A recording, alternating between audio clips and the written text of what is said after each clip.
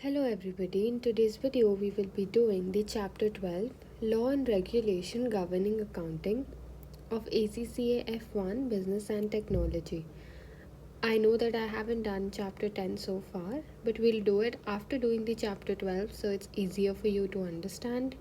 Before watching this video, make sure you watch the previous videos as well so that you will be able to understand this chapter better, the playlist of which is given in the description box below. I'm referring to Kaplan's study text. So, this is a very theoretical chapter. It is a short chapter, and there are just factual concepts which you need to remember.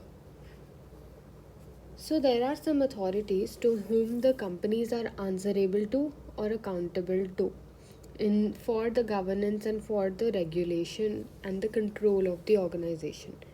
Many countries have enacted legislation controlling the retention and submission of proper accounting records and financial statements. This legislation predominantly applies to companies as governments attempt to ensure that they are accountable for their actions. So, there are some of the regulatory bodies to which the business organizations are accountable to. So, in the UK, it is the Companies House. What is it? The Companies House. There is a government department which has been set up to oversee the regulation and accounts of companies. In the UK, this government department is known as Companies House, but it goes by various names in other countries, like in Malaysia, it is the Companies Commission. Companies are usually required to submit their financial statements to these bodies so that the interested parties can inspect them. In addition to their financial statements, companies may also have to retain key documents such as register of shareholders and register of directors. So, register in shareholders and register of directors must also be given. Companies are required to submit financial statement to Companies House or a similar body so that interested party can inspect them. Complete the following table stating the reasons why these parties would want to view the financial system. So, why would the audit firm want to see the financial statements of a company? So, it needs the background information on client or potential client. So, this is, excuse my handwriting. So, to get a background info, the audit firm will need it, right? Competitor. Why would a competitor want to see the financial statements of your organization? To see the profitability of to compare and to see the profitability and the market share of your organization. This will not be tested, this type of questions will not be tested in your exam, but it is just for your understanding. Supplier. Okay, I'm not writing the answers, let's just discuss them orally. Supplier. Why would a supplier want to see? To consider the likelihood of the payment before allowing credit. So, before the supplier gives you goods on credit, he will see your financial statements and assess if you will be able to if you will be able to pay back or no. Job applicant. So, job applicant would want to see your statements to see how his job is going to be and to see his career pathway. Journalist. A journalist would want to see them to write articles. An analyst to make recommendations on purchases to investors or clients. In addition to the financial statements, companies are often required to submit additional information to Companies House. Complete the following table showing why each type of information should be available for public inspection. Register of directors. So we need to, the public would need the register of directors to be aware of who their directors are, to see who the directors are, and to see what all other companies these directors are of also. And they can see and check if the director has been insolvent in some other company or not for the background information. Why do we need register of shareholders? So that people can see who the shareholders are and how much of shares they are owning in the company, and then they can see what kind of influence they have on the company. Register of charges. So this shows which assets of the company have a charge over them, meaning that the company fails to repay a loan to the okay. So If I borrow money from a bank and I give them collateral, an asset, so that is on charge. So that asset which I have given for collateral is on charge. So people would want to see what assets are already in a charge, right? Tax authorities. Companies as well as individuals are accountable to pay the tax authorities in the countries in which they are based. They have to prepare tax returns each year showing the amount of taxable profits they have earned. So all the companies and individuals are accountable for the tax authorities in almost every country. For many countries, businesses will also have to submit returns showing the amount of sales tax, value added tax or VAT that they owe to the authority. Sales tax in the UK, it is value added tax. What are the other authorities that the companies are accountable to? So, in the UK, most businesses in the financial services industry handle clients' money, right? So, the FCA, Financial Conduct Authority, and the PRA, Prudential Regulation Authority, are the public bodies that monitor and control the activities of those financial services and to protect the clients against failure or poor advice. I know this can be a bit of, hard to remember, but we'll just keep revising as we do a particular topic in this chapter. So, if you watch this video properly, I'm sure that you'll not face any problem. So, there's nothing much to understand in this. It's more of learning the names. Like, what is FCA? Financial Conduct Authority. What is PRA? Prudential Regulatory Authority. Charities have access to public money. So, what does a charity do? The charity takes money from the public. So, there is a charity commission which is set up. It is a public body. It registers all the charities to see what they do with the money they collect as a charity. Utilities such as the gas and electricity providers need to offer a reliable, fair, and a safe service across the country. So, OFGEM is a public body in the UK. It regulates the activities of these organizations. Regulated industries normally have to produce some form of accounting information for the regulator. In order to satisfy the relevant authorities, most organizations have to retain their accounting records and informations for a minimum period, usually up to 7 years. They have to keep the accounting records because in the future we might want to verify the information, or the authorities might want to verify the information at a future date or see them. So they have to retain it. Legislation that governs the financial statement. So there are various legislations in different countries governing the financial statements. So in the UK, we saw that there is Companies Act 2006. Okay.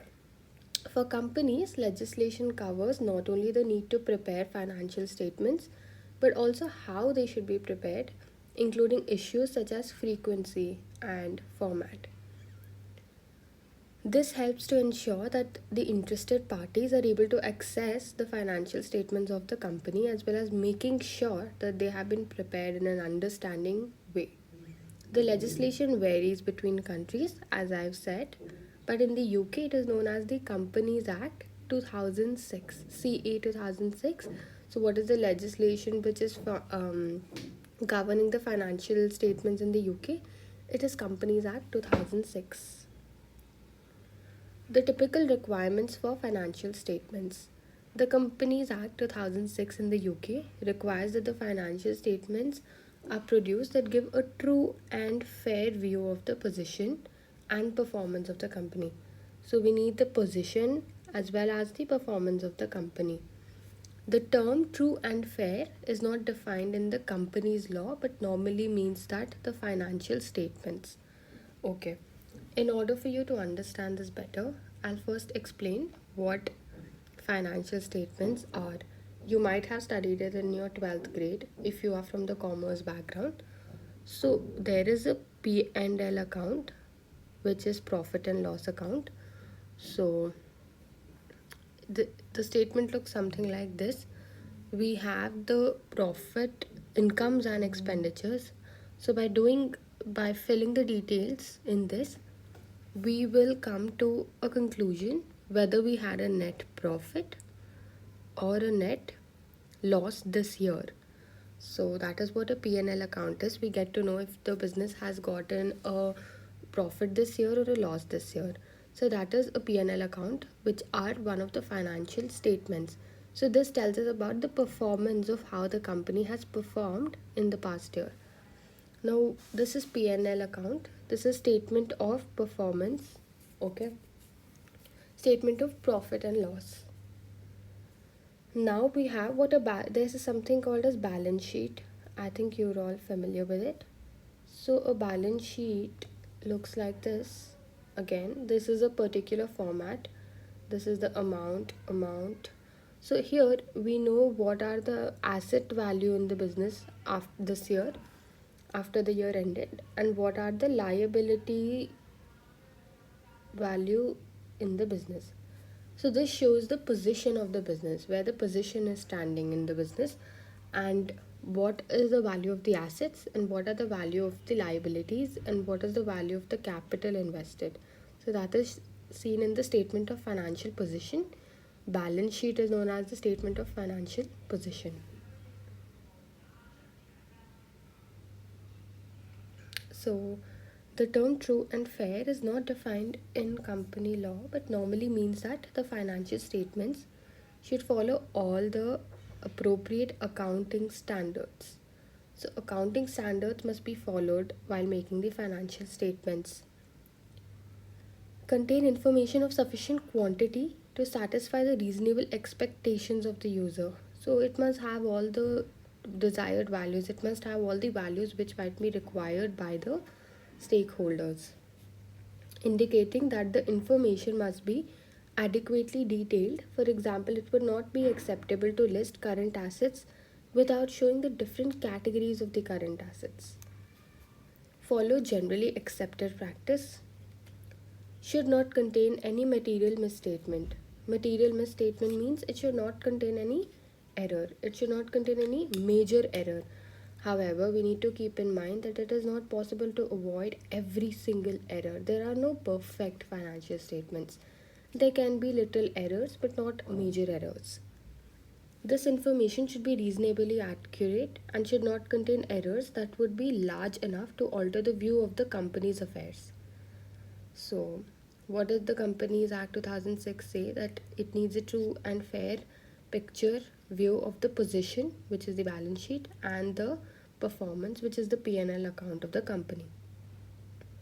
Companies are also required to maintain proper accounting records which are sufficient to show and explain the transactions. The content of these records is not defined, but a record of transactions, assets, and liabilities would be required as a minimum. Test your understanding 3. State whether each of the following statements is true or false. If false, explain why. If financial statements give a true and fair view, it means that they are accurate. That is false. Why? Because it should be reasonably accurate. But as I've mentioned, it's not possible for you to avoid every error. There might be little errors. It can never be perfect. So this is false. If financial statements give a true and fair view, it means that there is no fraud. Is that true? Even that is false, because fraud is not material. If a fraud is not material, then it will not cause material misstatement in the financial statements. If the fraud is not a material misstatement, then it won't cause any problem, right? So even this is false.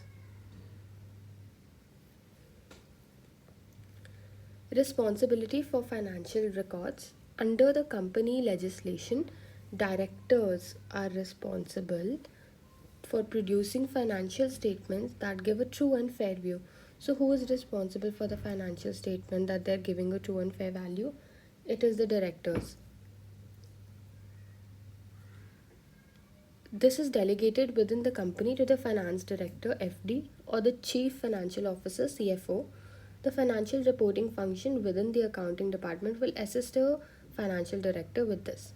So, who is responsible for the financial statements true and fair view? The board of directors overall are.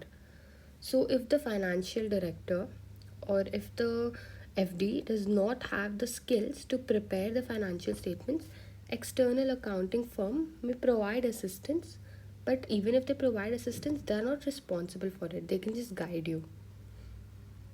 Consider the following statements. Which of the following are correct? The FD is required by Companies Act to prepare the financial statement. Is that true? That's not true. The whole of board of directors are. The management accounting section is primarily involved in the financial statements. That is not true. The financial accounting is primarily involved. If a firm of accounts may be hired to help the account preparation, then they are responsible for them being true and fair. That is also not true. The board of directors are responsible. So the answer is D, none. Consequences of compliance failure. So, what happens when an organization does not comply with the legislation? Failure to keep proper accounting records or to prepare regular financial statements that give a true and fair view are both criminal offenses. So, if you don't make it regularly, it is a criminal offense, and if it doesn't have a true and fair view, even then it is a criminal offense. In both the cases, the responsibility is that of the directors. Who is responsible? Directors. They can be fined. So the directors can be fined for failure to comply. Should the company be listed, it may have to have its shares suspended by the stock exchange, meaning that they cannot be traded. So what happens when if my organization does not have regular financial statements, or and if it doesn't have a proper true and fair view, then the directors are held responsible, and the directors might have to pay a fine, and my company, if it is listed on the stock exchange, and then it will be suspended. Nobody will be able to trade my shares, buy my shares, sell my shares. It will be suspended for the time being. There may be further problems with the tax authorities if records are found to be inaccurate. If the records are inaccurate, then the tax authorities will also do something. If the tax authorities launch an investigation and discover that too little tax has been paid, then the company may be guilty of tax evasion, and we know that tax evasion is illegal. If the poor accounting records mean that the financial statements do not show a true and fair view, the company's auditors may give a qualified audit report. So, if the poor accounting records mean that the financial statements do not show a true and fair view, the company's auditor may give a qualified audit report. This can damage the company's reputation and make it harder and more expensive to raise the finance. Finally, failure to keep adequate accounting records could mean that the company has insufficient information relating to areas such as receivables and payables. So, it may therefore fail to collect money owed from customers on time, leading to cash flow problems. Failure to pay suppliers on time may lead to lost goodwill as well as the removal of the company's trade credit facilities. Identify how failure to maintain proper accounting records could lead to corporate failure. We've seen the consequences is the answer of test your understanding 5. International regulation of the accountancy profession. So there's an international regulation as well. Don't get confused. The Companies Act 2006 is the legislation, right? Now we are going to see international regulation of the accountancy profession. As mentioned above, companies need to follow the requirements of the Companies Act and the tax authorities of the country in which they operate. However, the accountancy profession is keen to be self-regulating. So, in the profession of accountancy, they are very keen to be self regulating. They would like to have their own rules, their own procedures. That the profession would like to prefer to issue its own regulations and deal with the problem itself rather than relying on the legislation.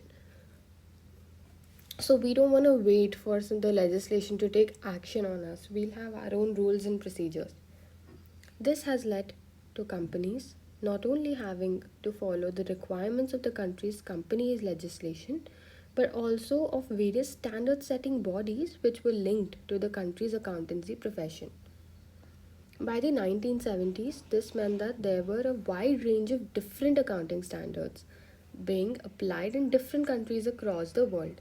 It became increasingly difficult for international investors to compare the financial statements of the company in different countries. So, since every country has their own formats, their own rules and regulations, it became very difficult for investors to compare the statements of various companies. So, to solve this problem, to deal with this problem, the International Financial Reporting Standards (IFRS) Foundation was formed. So it tried to harmonize, making more similar accounting standards in different countries. You get that?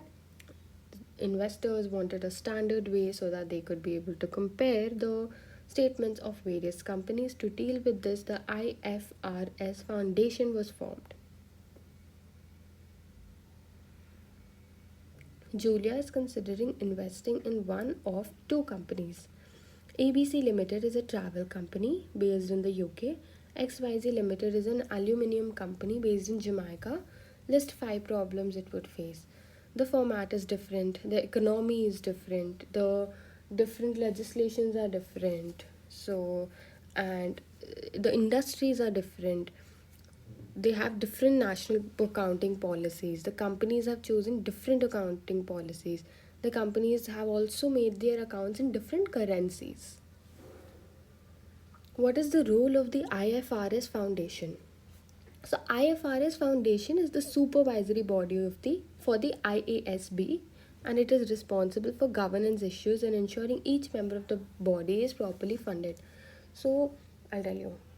So IFRS International, what is the full form of IFRS? Make sure you write it down right now. IFRS International, just a second. I want you to see it once again so that it stays in your mind.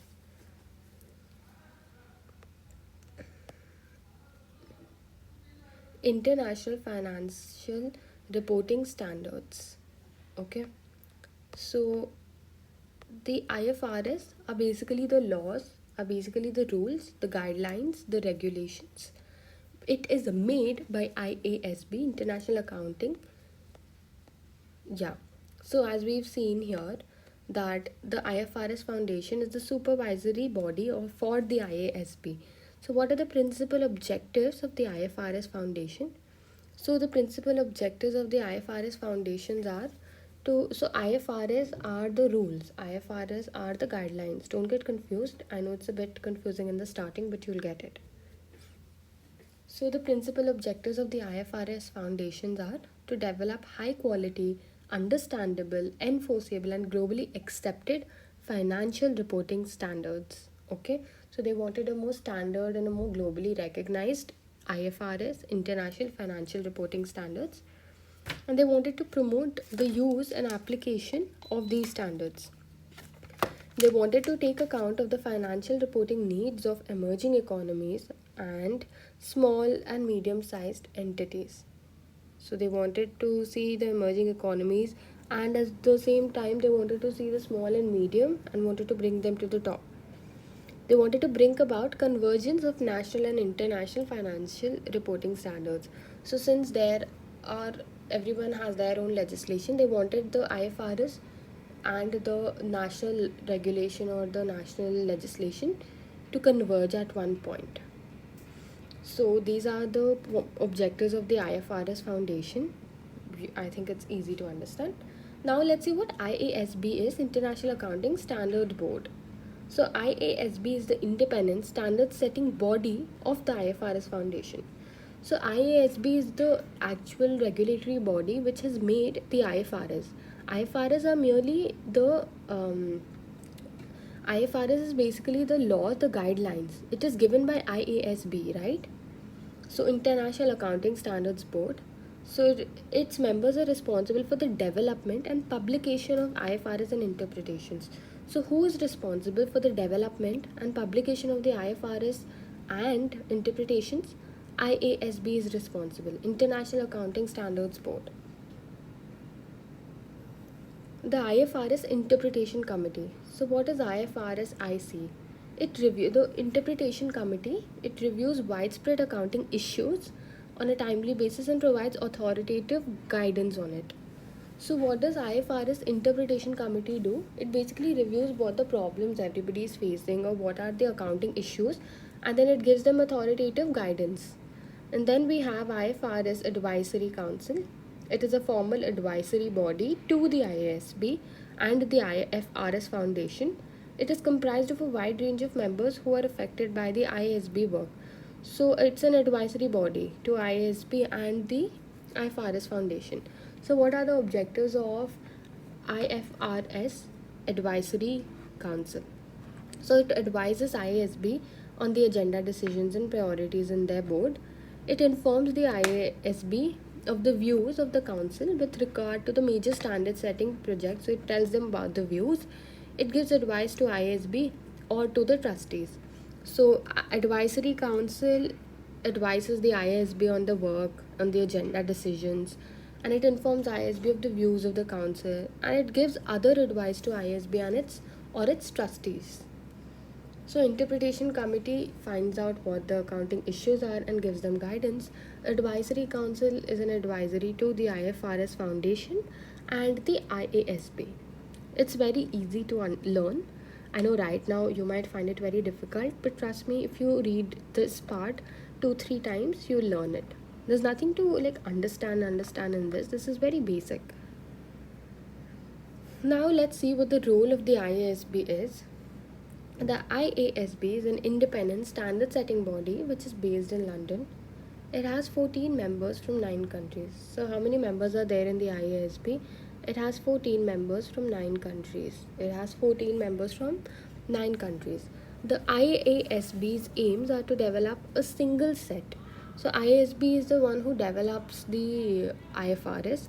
So its aim are to develop a single set of high quality, understandable and enforceable global accounting standards and to cooperate with national accounting standard setters to achieve convergence in accounting standards around the world. So standards produced by IASC. So what is IASC? It is International Accounting Standards. So International Accounting Standards is the forerunner to the IASB. Okay, just remember this. IASC is the forerunner of IASB. So standards which are produced by the IASB are called International Financial Reporting Standards, which we've seen so far. Collectively, these are International Accounting Standards. So collectively, these are called as the International Accounting Standards. So nearly 100 countries adopt international standards or amend their national standards to bring them into line with the international standards. That's the point of convergence which we've seen. A new standard. So how does a new standard start? So suppose we want a new law, a new regulation, a new standard. So how does it start? So first it starts as a discussion paper. The first step is a discussion paper. Okay. So what is a discussion paper? A new standard starts life as a discussion paper. The IASB assigns a working group to develop a new standard following the input from the SAC and produces the first draft with some points for discussion. This is then made available for public. So a discussion paper is made first and it takes the input from it is made by IASB and it assigns a group of people and input is taken from SAC. What is SAC? We've just seen that as well. So it is the International Accounting Standards as well. And then we produce the first draft with some points and then we make it public so that we get to know what are the public's views. We get to know what are the public's opinions. The views expressed on the DP are taken into in producing the next draft known as an exposure draft. Again, public is invited. So exposure draft. So the first thing is discussion paper and then when it's approved by the public, the next draft is made. It is known as exposure draft and again we invite the public to take their views. So then finally an IFRS is issued. The IFRS may later be amended or changed if it's necessary.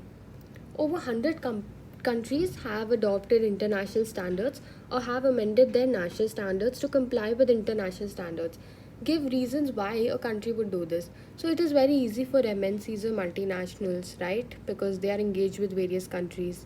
And then it reassures the investors and companies that international standards are perceived as being fair and transparent. So investors will more likely to be able to trust them. It is convenient for the national accounting standard setters since they don't have to develop their own standards but can use international standards. Regulation within the UK. So, accounting standards in the UK are written by the Financial Reporting Council. So, accounting standards in the UK, accounting standards, who writes? Financial Reporting Council's FRC. The government has, however, announced that FRC is to be abolished and replaced with a new regulator, the ARGA, Audit Reporting Governance Authority. So earlier the standards used to be written by FRC, but now FRC has been abolished and ARGA is the new regulator. ARGA is Audit Reporting and Governance Authority. The FRC plays crucial roles as a regulator in the oversight and development of corporate governances standards in the UK, such as the UK Corporate Governance Code and standards for the accounting industry. The regulator is supported by various committees which advise them on matters relating to codes, standard setting, strategic issues, and matters relating to conduct activities to promote high quality corporate reporting. This will include monitoring, oversight, investigative, and disciplinary functions. That's it, the chapter is done. Let's do the test your understanding. You'll feel better after doing this. It's very easy, don't worry. You just have to read the chapter clearly 2 to 3 times and you'll be done with it. The following are typical sanctions that can be imposed on a company. Which of the two of the above would be imposed on a company for failing to publish its financial statement? So we know what happens when it fails to publish its financial statements. What did we study? That the directors will be required to pay fine, and the company which is listed on stock exchange, it will be suspended. So the first one is suspension of trading, option 2, and then we have fines by the government body, right? So we saw that the answer is suspension of trading and fines by the government registration body. So 2 and 4, the option according to us is D. Yes, that's the correct answer. Which of the following are advantages of having legislation which governs the preparation of financial statement? So what are the advantages of having the Companies Act 2006? That's the legislation, right? Guaranteed minimum levels of disclosure. Companies behave in a more ethical manner. Accounts prepared in different countries are more comparable. That is IFRS. That has nothing to do with Companies Act.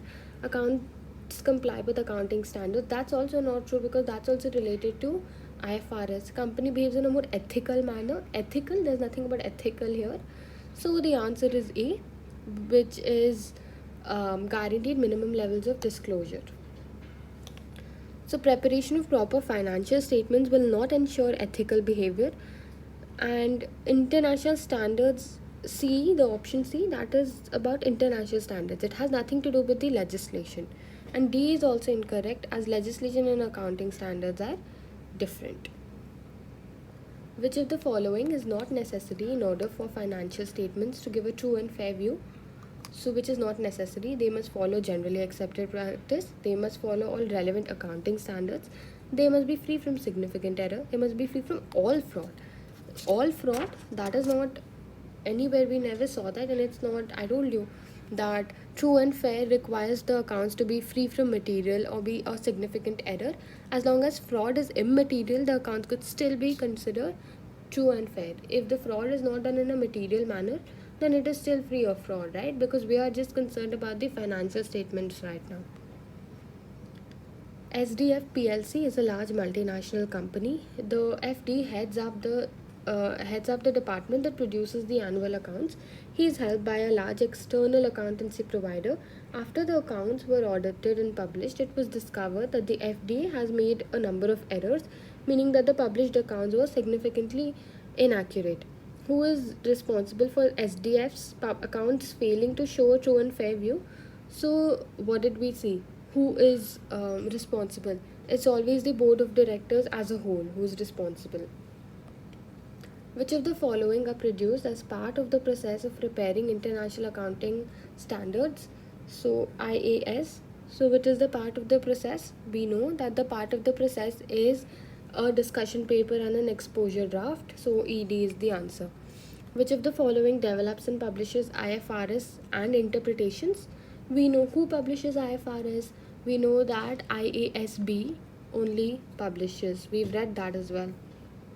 Okay, now we come to almost the last question. Okay, that's it. We're done with the questions. These are just the answers of the test your understanding 1 and 2, which I thought you might want to pause and see for better understanding. So you can pause and see the answers and check it with yours. Okay, so we're done with this chapter. This was a very theoretical chapter, but don't worry, it's easy. And if you have any doubts, you can drop them in the comment section below. And also make sure you watch the rest of the videos. We'll also be doing the test kit, exam kit after this. So check the description for the playlist. Okay, thank you.